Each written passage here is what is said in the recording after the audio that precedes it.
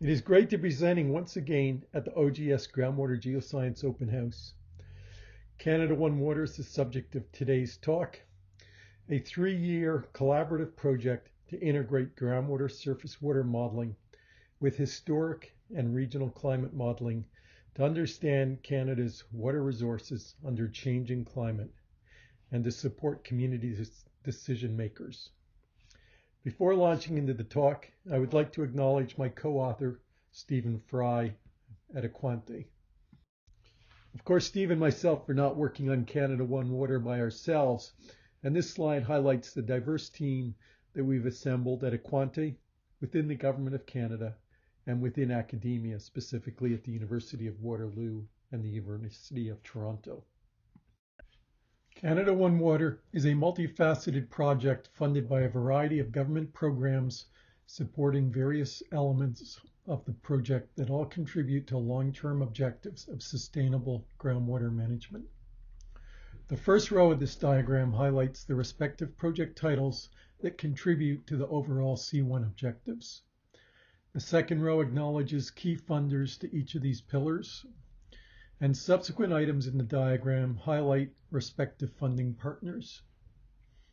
We would like specifically to highlight Defence Research Development Canada, or DRDC, for funding under the Canadian Safety and Security Program. To further clarify the project objectives beyond those already stated, the primary objective is a fully integrated groundwater surface water model for Canada and transboundary watersheds with the United States.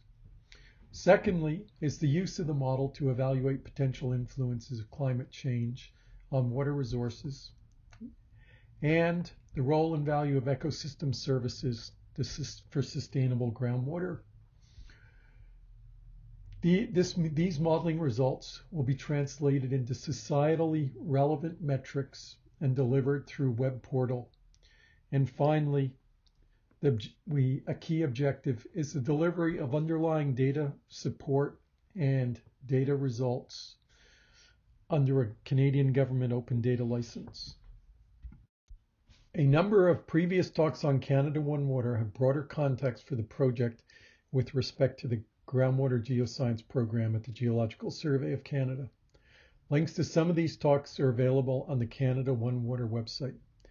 Specifically, additional information is available under the heading News, where you can access the latest newsletter and also sign up to receive future newsletters. To note the image in the bottom of the slide is to acknowledge key project participants leading subcomponents of the project. For example, in this example, Braden is instrumental in our web page and newsletter delivery, as well as maintaining ongoing blog content. To address the challenge of a region as large as continental Canada, including Baffin Island, and also the transboundary watersheds with the United States, the domain has been allocated to one of 6 large watershed basins of approximately 2 million kilometers square. The 6 domains include recognizable watersheds, the Mackenzie, the Nelson of the Southern Prairies, the Great Lakes St. Lawrence amalgamated with Atlantic Canada, and less unique domains that are amalgamations of smaller watersheds draining to specific oceans. There are 3 modeling components within Canada One Water with 3 scales, but all contributing to an integrated output. On the left is the land surface model using the Community Land Model version 5. In the center, for climate modeling, we'll be using the Weather Research and Forecasting model. And on the right, for groundwater surface water modeling, Hydrogeosphere. The land surface model will support both regional climate and HGS modeling. It will be particularly important in permafrost domains where near-surface thermal fluxes will inform soil freeze-thaw and permafrost melt. This modeling will also provide permafrost depth and distribution estimates that will help the subsurface parameterization within Hydrogeosphere. The LSM modeling will also provide surface energy fluxes for use within WRF for the regional climate model for both hindcast and projection simulations. The HGS modeling will utilize the climate projection inputs to simulate climate change impacts on large-scale groundwater surface water resource characteristics and surface interactions. Since April 2021, the principal task in the project has been data assembly and validation of some 20 data sets or layers, along with conceptual model development. Datasets fall into one of four broad categories: climate, land surface, hydrostratigraphy, and parameterization data. The datasets within the red boxes will be highlighted briefly in subsequent slides. Climate modeling is going to follow the Cortex-2 protocol, and the graphic on the right highlights the North American domain. Modeling will be at a 12.5 kilometer resolution, and transient runs will be run from 1950 to 2100. Planned simulations will integrate historic runs with ERA 5 forcing and downscaling of CMIP6 GCMs.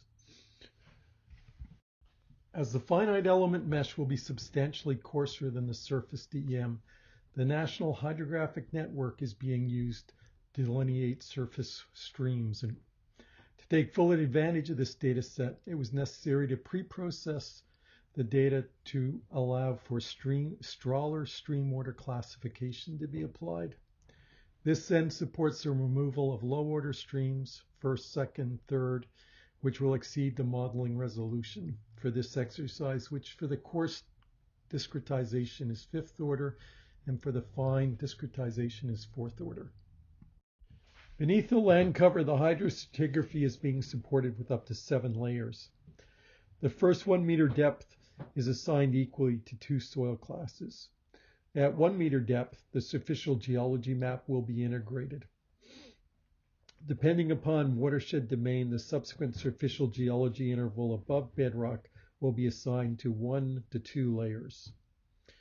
The bedrock geology will then be assigned to the bedrock elevation model as layer 3, with an additional 2 layers for the bedrock hydrostratigraphy.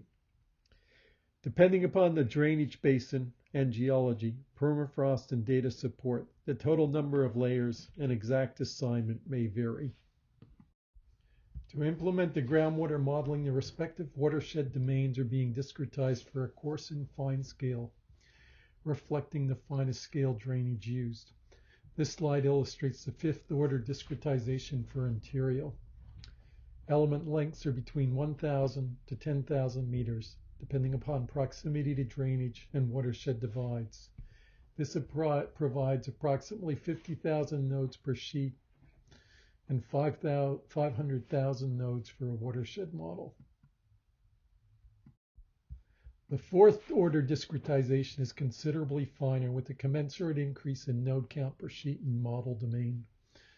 The graphic to the left illustrates the mesh in southwestern Ontario before refinement and optimization across lakes.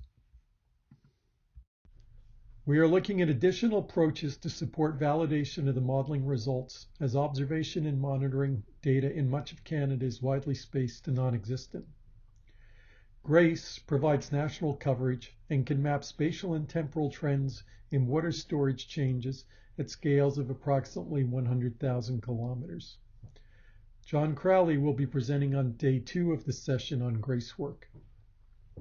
To touch briefly on the 2 images in this slide, the top left highlights a 19-year trend based on the watershed solution that John has developed. Averaged over 19 years, the Mackenzie Basin has seen a decrease in water storage, pink, whereas the Western Ongava and Central Quebec, pale blue to dark blue, has a positive water balance. The image to the bottom left highlights temporal trends over the same period for part of the Nelson River watershed of the Canadian prairies. And the graph highlights an increase in water storage from 2002 to 2017, and then a decrease in storage since 2018. Within Canada One Water, we hope to provide improved understanding on the environmental controls on these water trends. Building on the legacy of the Canadian Framework for Collaboration on Groundwater, developed by Alfonso Rivera through a number of workshops in the early 2000s. We hope to maintain engagement with provincial hydrogeologists, principally through the National Dialogue on Groundwater, but also through individual conversations. Additionally, we hope to be able to reach beyond to NGOs and First Nations with groundwater concerns. So in summary, we have a 3-year funded project to create a fully coupled groundwater surface model with climate change scenarios on a monthly historic transient basis. Canada One Water will provide decision support pilot tests to demonstrate support for community decision makers in both geographic, social, and economic contexts. Open access data and results will be provided under an Open Government of Canada data license. Finally, it is important to remember that this project is an R&D exercise to demonstrate the ability to model groundwater surface water at large regional scales and deliver decision support metrics for communities responding to climate change. To wrap up, additional information is available on the Canada One Water website. You can contact one of the co-project leads or the program manager of the Groundwater Geoscience program at the Geological Survey of Canada. Finally, I would like to bring your attention to the recently published Pan-Canadian Geoscience Strategy, which this project aligns with regarding its 5 key pillars and with an objective of delivering geoscience data and knowledge for all Canadians.